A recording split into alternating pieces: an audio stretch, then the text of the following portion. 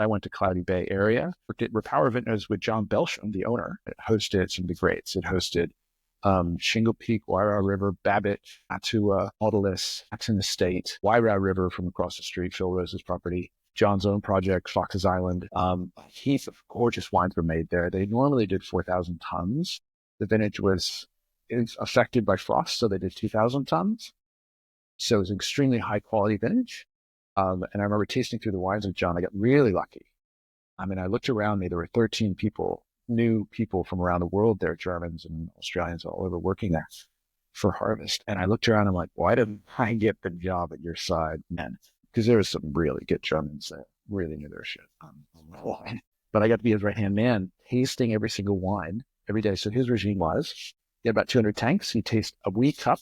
He'd take the sugar and temperature and get the sample in the wee cup, put the wee cup on the table. Then he and I would go through and just taste and spit to make sure it tasted okay and wasn't reduced. And it was in a progress, it did progress. And as we're going through that, I looked up, I'm like, dude, I love New Zealand wines, but these are smoking amazing. And I was like, oh, is this good? And he said, no, this is a particularly good vintage. So that was crazy That's fun. cool. Yeah. And Yeah. it was so good for me because I thought I knew everything, this hot shit. I'd worked at Woodward Canyon. He was absolutely the top of the heap at the time. He had literally been on the Wine Spectator Winemaker of the Year in 1994, or 1993, as the front cover guy, right? I remember that article, but it was the April Fool's article. Rick was like, oh, perfect. It's the April Fool's article.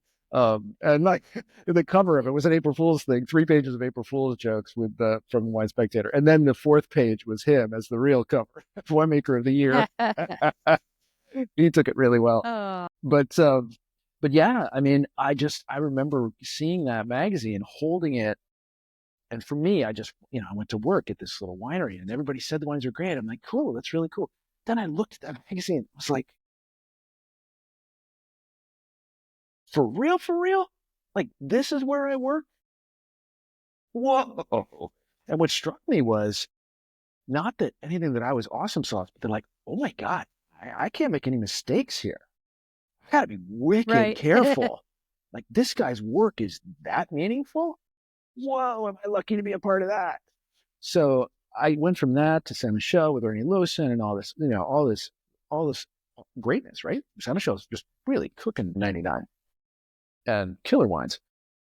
And left over New Zealand. I thought I knew everything about making wine, and I didn't. I was like, what is this thing going on in the ocean? I'm so confused. Where are you picking right now? It doesn't make any sense. The numbers are wrong. And they're like, the numbers are perfect. I'm like, I don't get it. The wines are great. So that was really great, sort of getting me out of my zone and getting me and really understanding what wine growing was. And then coming home, we decided, Nina and I decided to start our own winery.